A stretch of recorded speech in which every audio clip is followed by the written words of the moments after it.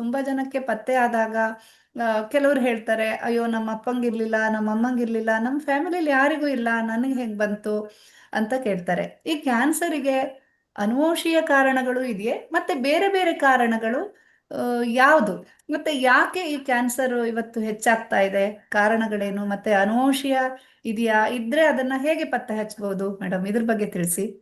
ಖಂಡಿತ. ನಮ್ಗೆ ಯೂಶಲಿ ಅಪ್ಪ ಅಮ್ಮಂಗೆ ಯಾರಿಗೂ ಕ್ಯಾನ್ಸರ್ ಇಲ್ಲ, ಅವ್ರ ಫ್ಯಾಮಿಲಿಲೇ ಯಾರಿಗೂ ಕ್ಯಾನ್ಸರ್ ಇಲ್ಲ ಅಂತಂದ್ರೆ ಪೇಷಂಟ್ಸ್ಗೆ ಒಂದು ಶಾಕ್ ಆಗತ್ತೆ. ಇದ್ಯಾಕ್ ನಮ್ಗೆ ಯಾಕೆ ಬಂತು ಈ ಕಾಯಿಲೆ ಅನ್ನೋದು. ಮತ್ತೆ ಇದ್ ಯಾವ ಕಾರಣದಿಂದ ಬಂತು ಅಂತ ತುಂಬಾ ಪೇಷಂಟ್ಸ್ ಯೋಚನೆ ಮಾಡ್ತಾರೆ. ಸೊ ಈ ಕ್ಯಾನ್ಸರ್ಗೆ 3 ಇಂಪಾರ್ಟೆಂಟ್ ಆ ಕಾರಣಗಳಿದೆ.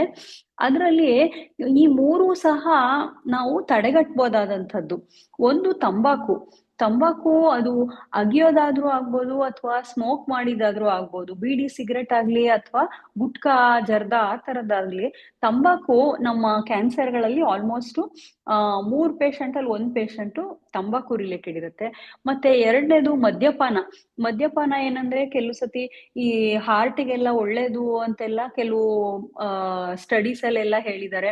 ಮತ್ತೆ ಮದ್ಯಪಾನ ಇತ್ತೀಚೆಗೆ ಒಂದು ಸೋಷಿಯಲ್ ಸ್ಟೇಟಸ್ ಸಿಂಬಲ್ ಸಹ ಆಗಿದೆ. ಯಂಗ್ಸ್ಟರ್ಸ್ ಅಲ್ಲಿ, ಯುವ ಜನಾಂಗದಲ್ಲಿ ಸ್ವಲ್ಪ ಮದ್ಯಪಾನದ ಇದು ಕ್ರೇಜು ಸಹ ಜಾಸ್ತಿ ಇದೆ. ಸೊ ಮದ್ಯಪಾನದಿಂದ ಈ ಲಿವರ್ ಕ್ಯಾನ್ಸರು ಮತ್ತೆ ಅನೇಕ ಒಬಿಸಿಟಿ ರಿಲೇಟೆಡ್ ಕ್ಯಾನ್ಸರ್ಸು ನಾವು ತುಂಬಾ ನೋಡ್ತಾ ಇದ್ದೀವಿ.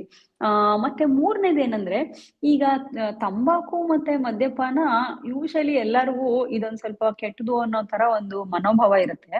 ಆದ್ರೆ ಮೂರನೇದೇನಂತಂದ್ರೆ ಈ ಒಬಿಸಿಟಿ, ದೇಹದ ಬೊಜ್ಜು, ದೇಹದ ತೂಕ ಅತಿಯಾಗಿರೋದ್ರಿಂದ ಸಹ ಕ್ಯಾನ್ಸರ್ ಉಂಟಾಗತ್ತೆ.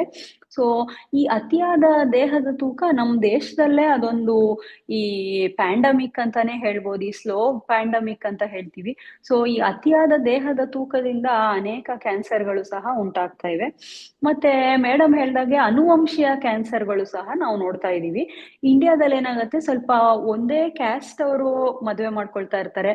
ಮತ್ತೆ ಈ ಸೋದರ ಸಂಬಂಧಿಕೆಯಲ್ಲೂ ಮದುವೆಗಳು ಜಾಸ್ತಿ ಇಂಡಿಯಾದಲ್ಲಿ. ಸೊ ಈ ಕಾರಣಗಳಿಂದ ನಾವು ಅನುವಂಶೀಯ ಕ್ಯಾನ್ಸರ್ಗಳನ್ನು ಸಹ ನೋಡ್ತೀವಿ. ಸೊ ಈ ತರ ಕ್ಯಾನ್ಸರ್ ಅನುವಂಶೀಯವಾಗಿ ಬಂದಿದ್ಯಾ ಅಂತ, ಮತ್ತೆ ನಮ್ ತಂದೆ ತಾಯಿ ಇರ್ಲಿಲ್ಲ, ನಮಗೆ ಯಾಕೆ ಬಂತು, ಇದು ಅನುವಂಶೀಯ ಆಗಿದ್ರೆ ನಮ್ ತಂದೆ ತಾಯಿಗೂ ಇರ್ಬೇಕಲ್ವಾ ಅಂತ ಕೇಳ್ತಾರೆ. ಆದ್ರೆ ನಮ್ಮ ಲೈಫ್ ಸ್ಟೈಲ್ಗೂ ನಮ್ ತಂದೆ ತಾಯಿಗೆ ಇದ್ದಿದ್ ಲೈಫ್ ಸ್ಟೈಲ್ಗೂ ಬಹಳಷ್ಟು ವ್ಯತ್ಯಾಸ ಇದೆ.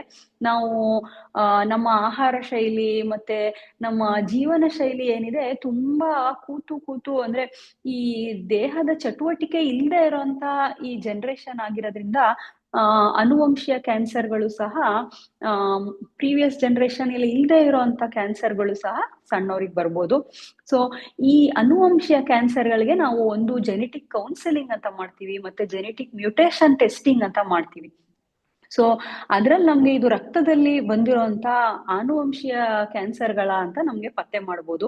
ಇದರಿಂದ ಏನ್ ಗೊತ್ತಾಗತ್ತೆ ಅಂದ್ರೆ, ನೆಕ್ಸ್ಟ್ ಜನರೇಷನ್ ಮುಂದಿನ ಪೀಳಿಗೆಯವರು, ಈಗ ತಂದೆ ತಾಯಿಗೆ ಯಾರಿಗಾರ ಈ ತರ ಅನುವಂಶ ಕ್ಯಾನ್ಸರ್ ಇದ್ರೆ ಮಕ್ಕಳು ಒಂದು ಡೆಕೇಡ್ ಮುಂಚೆನೆ, ಅಂದ್ರೆ ಈಗ 60 ವರ್ಷಕ್ಕೆ ಪೇಷಂಟ್ ನಾವು ಪತ್ತೆ ಮಾಡಿದ್ರೆ ಅವ್ರ ಮಕ್ಕಳಿಗೆ ನೀವು 50 ವರ್ಷದಿಂದಾನೇ ಈ ಟೆಸ್ಟ್ಗಳನ್ನ ಮಾಡ್ಕೊಂಡು ಜಾಗರೂಕರಾಗಿರಿ ಅಂತ ಹೇಳ್ತೀವಿ. ಇನ್ನೊಂದು last but not the least ಅಂತಾರಲ್ಲ, ವಯಸ್ಸಾಗ್ತಾ ಆಗ್ತಾ ಕ್ಯಾನ್ಸರ್ ಬರುತ್ತೆ. ಏಜಿಂಗ್ ಅಂತ, ಏಜ್ ಆಗ್ತಾ ಆಗ್ತಾ ಕ್ಯಾನ್ಸರ್ ರಿಸ್ಕು ಸಹ ಜಾಸ್ತಿ ಆಗತ್ತೆ.